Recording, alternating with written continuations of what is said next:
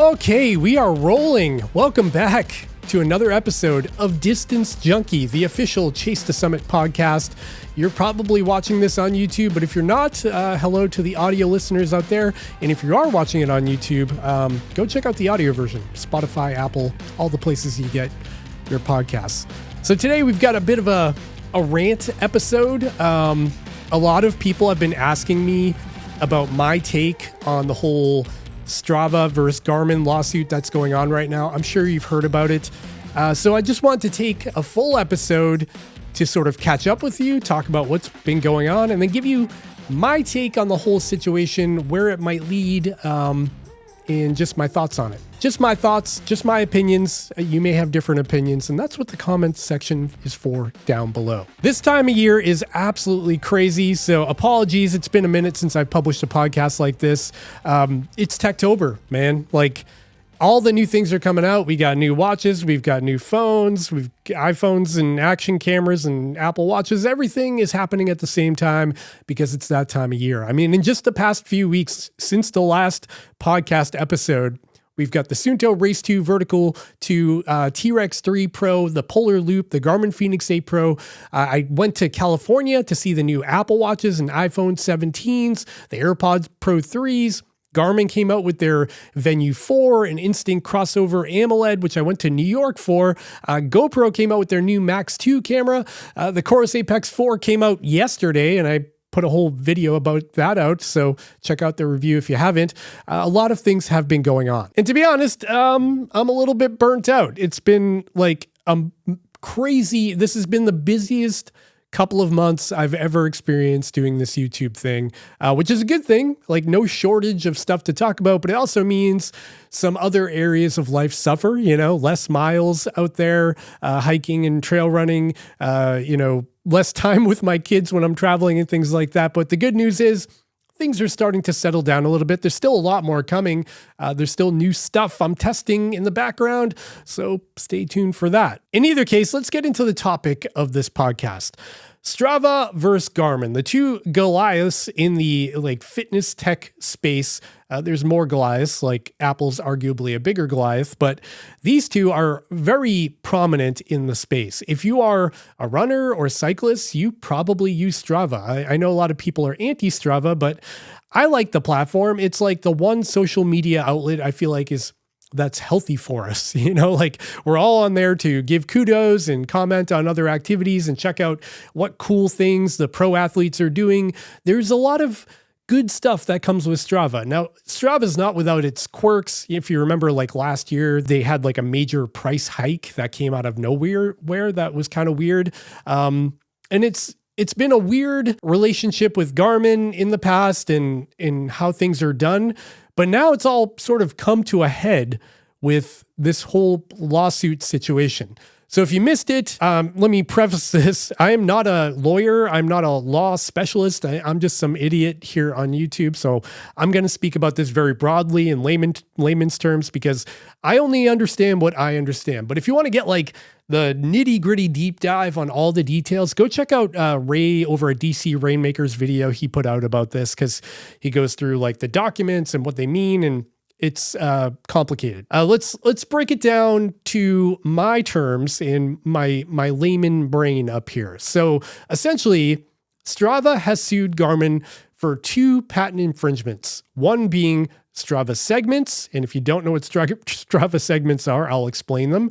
It's basically a feature that allows you to race against other people virtually. So if you're out on a run, you might find a segment on your local trail or something, and you can run that segment and then end up on a leaderboard on Strava. And to be honest, it's a lot of fun. There's course record holders. There's the king of the mountain. It's fun. It's a good thing to have. It makes people try a little bit harder in certain areas. I'm sure you know what Strava segments are if you're a Strava user, but that's what it is. The other thing involved in this lawsuit is a little bit more complicated, and that is Strava heat maps. Now, Heat maps is basically the ability to view popular routes on a map so you can find where other people are going. This is a really useful feature for a variety of situations. For example, if you're traveling and you want to find like a good trail to go hike on that you know is safe and people might be there, you're not going to be out like in the dark alone or something like that. The Strava heat map function allows you to find like good known trails,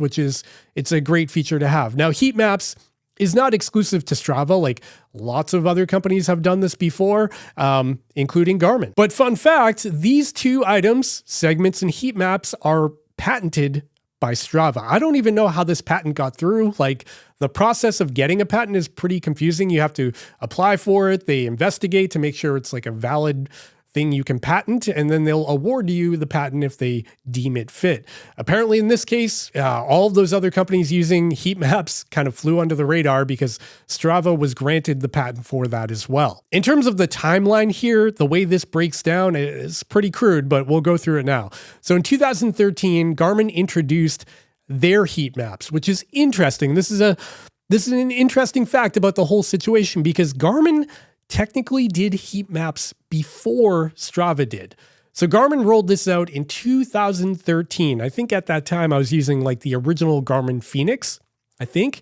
And it was a pretty crude implementation at that time, but it was essentially a way to see popular routes in your area. Later that year, in December of 2013, Strava filed for a patent for heat maps. Is that a coincidence? Maybe, maybe not. Now, fast forward in time to 2015, Strava and Garmin sort of made a friendship, and this friendship was called an MCA, or a Master Cooperation Agreement, I think it's called. Now, this agreement basically stated that Garmin would implement Strava segments on their devices. It was kind of an exciting time when this rolled out. It meant that you could make a segment or race a segment on Strava, but with your Garmin device, and you could see that live segment on your watch, which was pretty cool. Now, part of this MCA, or Master Cooperation Agreement, was that Garmin would need to cease development of their own segment platform because Garmin had Garmin segments, which was essentially the same thing as Strava, just within Garmin Connect. To be honest, no one uses Garmin segments, including myself. If you go in Garmin segments, it's still there today. You can see a bunch of segments in your area. Like I noticed there's a good amount around here, but I've never met anyone that actually uses it. The main problem with Garmin Connect, including heat maps and segments, is that it's tied to only Garmin users, where on Strava, it's available for everybody if you have an Apple Watch or a Coros or a Polar or a Suunto, so there's a benefit there. In either case, Garmin and Strava were all happy-go-lucky for a very long time, up until around June of 2025. That's when Strava decided to send a notice to Garmin alleging them of patent infringement on heat maps and in their segment platform. Now, when Garmin didn't respond to those initial two notices that Strava sent them, in September of 2025, just last month, Strava filed the full-blown lawsuit against Garmin for patent infringement. What makes this whole story even more interesting is that in the background, another requirement from Garmin popped up in the form of updated Garmin API terms. Essentially, what these new API terms meant is that Garmin is now requiring any third-party company or developer accessing Garmin user data to indicate that that data came from a Garmin device. And this was a mandate that's going to be effective in a couple of weeks, actually, on November 1st. This doesn't just affect Strava, it affects any company out there that accesses Garmin data. They need to flag that it came from a Garmin device, which in my opinion, it's actually not a big deal. Like, it just means that when you log into Strava and view an activity, you might see a little Garmin logo on that activity, like powered by Garmin or data supplied by Garmin, something like that. But even with this new mandate, I found this interesting because if we go back a couple of years, Strava already did this with Coros devices. Like when Coros was sort of in its early days, they only had a few watches out there. There was some sort of partnership between Strava and Coros where Strava would show right on the activity data page that said like powered by Coros or data supplied by Coros, something like that. Now, I'm assuming Coros paid for that. It was sort of like a promotion. They probably paid some sort of licensing fee to get their logo on there, but it did happen. So it's not the first time we've seen this. In either case, this whole mandate with the API requiring Strava to show the Garmin logo on activities frustrated the CEO or CPO, I forget which one, so much that on a Reddit post, they chimed in and talked about their frustration with this new mandate, which I think could have added some fuel to the fire when it comes to this whole lawsuit situation. Another thing going on in the background with this whole mess is that Strava is actually trying to go public right now. So if you didn't know, Strava is currently a private company, but the CEO publicly announced on like a Forbes or Wall Street Journal thing that they plan to go public through an IPO or an initial public offering in the very near future. And the Wall Street Journal even reported that Strava's initial valuation is worth like $2 billion or something like that. Did you realize they were that valuable? And from my understanding, having this lawsuit going on in the background is not great optics for investors that might be interested in Strava going public. So it's kind of odd that they chose this time to do all this while trying to go public. Very interesting. Okay, so let's get to the point of this podcast. What's my theory on why Strava is suing Garmin? And I've got a couple that I've heard one of these from a couple of other people, but my other one is a little bit unique. So the first theory I have is that Strava is developing their own hardware. This seems like the most straightforward reason for this lawsuit. So maybe eventually we'll see a Strava watch or wearable that has exclusive features that third-party hardware or manufacturers can't tap into. And this lawsuit could be the first stepping stone in that direction.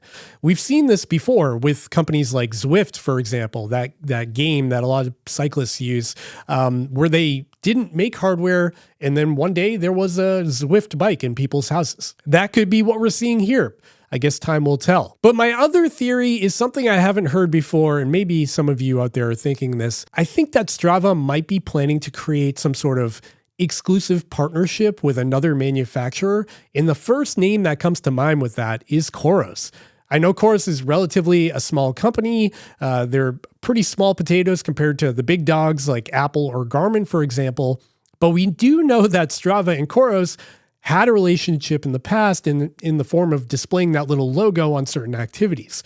Maybe they intend to expand this further by offering live segments or certain heat map functions to Coros devices only, or maybe even partnering even closer than that. And maybe Coros hardware starts falling under the Strava umbrella. So instead of making their own watches, they're going to like rebrand Coros watches, something like that. I don't know.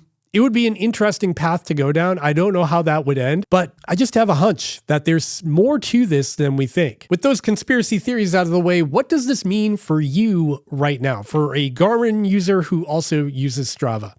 Nothing. So the lawsuit is ongoing in the background. It's still being investigated and validated and all that fun stuff. And it's probably going to take a very long time. So if you are a Garmin user and you do use Strava, I probably wouldn't worry about anything just yet. But if we do look at Strava's annual Year in Sports thing they publish every year from last year, we can see that Garmin and Apple Watches were the primary wearable devices that fed the most data to Strava. So I can only imagine that Strava's in a position where they're like, they need Garmin. I mean, if one of your main contributors to all of your data and the main user group of your platform is Garmin users, they kind of need them to comply, or they need to work something out, because I could see it being pretty bad for Strava subscriptions and memberships for Garmin users to not be able to sync with Strava. And to be honest, I think this is already hurting them, because judging by the comments I've read on Reddit and YouTube comments and stuff like that, it seems like there's people already unsubscribing from Strava just because of this lawsuit. Because from the outside, it does look kind of silly. Like, wow, what's going on here? With that all explained, what could happen? Let's talk hypothetically here. So the first thing that Strava is requesting in terms of this lawsuit is that Garmin stop selling their devices. Like any Garmin device with built-in segments, which is all of them, will stop being sold. Now that seems incredibly unlikely, so I don't think we need to worry about that. The other thing that could happen if Garmin decides to like settle and comply with this whole thing is they could just remove the features from their devices. That also seems extremely unlikely because heat maps, like I said, like Garmin was doing that first. Not only that, it's very valuable, and I feel like a lot of users actually use that feature, so why would they drop that? Now, when it comes to segments, that argument could be made. Garmin could decide, you know what, it's not worth our time. We'll throw you a bone, we'll remove segments, and we'll just move on from there. And I don't think a lot of people would care because, again, not many people use Garmin segments anyways. Another thing that could happen with this is that eventually they could just break ties. And maybe at that point, your Garmin watch will no longer sync with Strava. That feels unlikely, and maybe there would be a workaround, or maybe you'd have to manually upload your GPX file to do it, which feels kind of old school at this point, but it's a possibility. Another possibility is that this ends in some sort of licensing deal where Garmin has to pay Strava a certain amount of money every year to continue using, live segments in the heat map function. I don't know if they'd be down for that, but maybe to get this whole thing over with, they would consider it. And finally, and probably the most likely thing I think will happen as an outcome here is that the whole lawsuit will get dismissed and dropped after there's further investigation and the governing bodies here decide that it's probably not worth going through the process of an entire, courtroom situation. At the end of the day, though, this is a really interesting topic, and it's kind of baffles me that it's all going on and that Strava started it, because I feel like Strava needs Garmin more than Garmin needs Strava. I know other people have said that, but it's kind of true. The Garmin feeds the most data to them. Why is this happening? In either case, those are my ramblings on the topic. I want to hear from you in the comments down below. I want to know your take on this, where you think it might go. Will it affect us? Comment down below, or if you can do that on podcasts, do that too. Make sure to follow the audio-only version of this podcast if you haven't done that yet. Check out the merch store over at chasetosummit.com where you can pick up, a sweet hat like that. Yep, shameless plug. Also, make sure to subscribe to the YouTube channel so you don't miss lots of upcoming content. And I think that's it for this one. Not a super long podcast, but I wanted to get this out there, share my thoughts, and get your thoughts on this topic. Okay, hope you liked it. I'll see you very soon. Bye.